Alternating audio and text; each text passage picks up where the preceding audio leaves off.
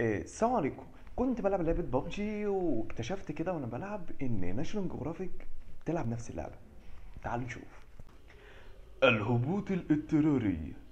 هبوط اضطراري بعد 10 ثواني من الإقلاع على جزيرة فرانشيسكو لتبدأ الحرب وتبدأ المنافسة.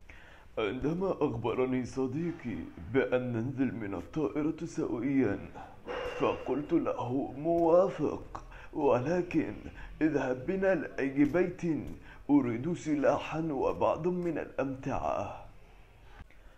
نعم، ظللنا نبحث كثيرا ولم نجد أي سلاح قط.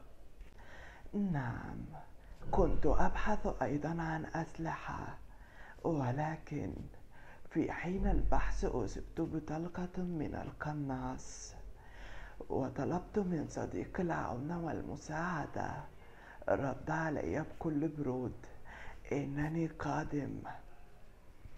عندما أخبرتني صديقتي أنها تنزف فقلت لها إنني قادم، ولكن لم أجد إلا طاسة تيفال وطقم من الصحون و6 قطع كوبايات لوكس اللوكس، فقلت لها إنني قادم لأنقذك. فأرسلت له وقلت له: أسرع، الذون سوف يغلق، ولا بد أن نذهب إلى الذون مسرعا. لم يأتي. حينئذ أيقنت أنه لا مفر من الموت. يا للحسرة، لقد مات كامل الفريق، ولكن انتهت قصة البحث عن المغامرة.